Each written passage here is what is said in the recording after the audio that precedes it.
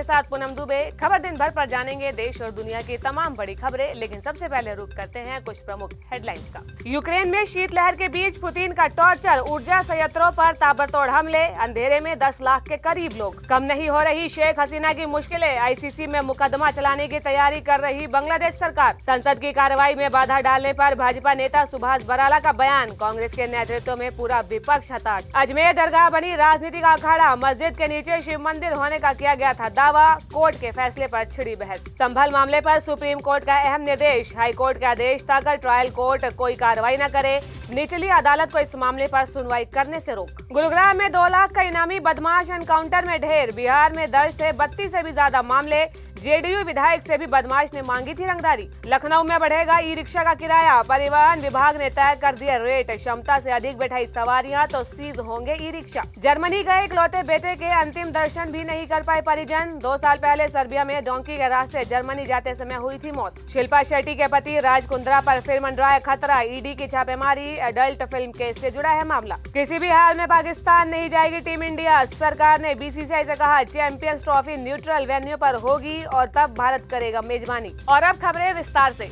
शुरुआत कर लेते हैं पड़ोसी देश बांग्लादेश से, जहां पूर्व प्रधानमंत्री शेख हसीना की मुश्किलें खत्म होने का नाम ले नहीं रही है। मिली जानकारी के अनुसार अंतरिम सरकार के प्रमुख मोहम्मद यूनिस के कार्यालय ने गुरुवार को कहा था कि बांग्लादेश ने अपदस्थ प्रधानमंत्री शेख हसीना के खिलाफ अंतर्राष्ट्रीय अपराध न्यायालय में मुकदमा चलाने की मांग की है, और जबकि मानवता के खिलाफ अपराध के आरोप में हसीना घरेलू न्यायाधिकरण में मुकदमे का सामना कर रही है। मुख्य सलाहकार के प्रेस विंग ने एक अधिकारी ने कहा कि मुख्य सलाहकार यूनुस ने हसीना के मुकदमे के मुद्दे पर अंतर्राष्ट्रीय अपराध न्यायालय यानी कि आईसीसी के अभियोजन करीम खान के साथ चर्चा की है, जो उनके साथ आधिकारिक जमुना आवास पर मिले। रुक कर लेते हैं अगली खबर का। संसद की कार्रवाई में बाधा डालने पर सुभाष बराला बोले कि कांग्रेस के नेतृत्व में पूरा विपक्ष हताश है, जबकि सब चीजें उनके अनुकूल नहीं चलती है तो वो ऐसे ही करते हैं। महाराष्ट्र और हरियाणा चुनाव हारने के बाद विपक्ष उल जुलूल बातें कर रहा है। विपक्ष एक परिवार के इर्द गिर्द घूम रहा है, ये कहना है भाजपा नेता सुभाष बराला का। तो वहीं सांसद प्रियंका गांधी के संसद पहुंचने पर उन्होंने कहा कि प्रियंका जी एक अच्छे बड़े परिवार से हैं और अच्छा होगा कि अगर वो सकारात्मक मुद्दे संसद में उठाएं। उनके भाई नकारात्मक राजनीति करते हैं।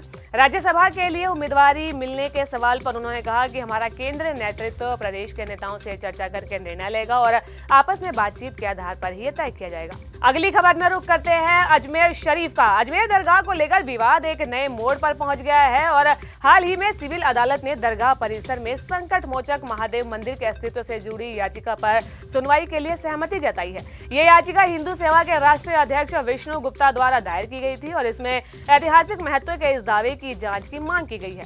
अदालत ने मामले की गंभीरता को देखते हुए सभी पक्षों को नोटिस जारी करते हुए 20 दिसंबर को अगली सुनवाई की तारीख तय की है। ये मामला सियासी रंग पकड़ चुका है। मथुरा, वाराणसी और धार में ऐसे ही विवादों के बीच में अजमेर दरगाह पर यह याचिका एक नया अध्याय जोड़ती दिखाई दे रही है। भाजपा ने इस सर्वे को ऐतिहासिक सच्चाई की खोज बताया तो विपक्ष ने इसे धार्मिक विवाद को हवा देने का करार दिया। यूपी के संभल का रुख कर लेते हैं, जहां इस मामले पर सुप्रीम कोर्ट ने अहम निर्देश देते हुए निचली अदालत से संभल जामा मस्जिद मामले पर सुनवाई न करने को कहा है। इसके साथ ही सुप्रीम कोर्ट ने प्रशासन को कानून व्यवस्था को दुरुस्त करने की हिदायत दी है। सुप्रीम कोर्ट ने याचिकाकर्ता को हाई कोर्ट जाने को कहा और ये भी कहा कि अब हाई कोर्ट के निर्देशों पर ही कोई कार्रवाई हो सकेगी। दरअसल मस्जिद समिति ने सुप्रीम कोर्ट ने याचिका दायर कर मस्जिद का सर्वे करवाने के निचली अदालत के फैसले को चुनौती दी थी।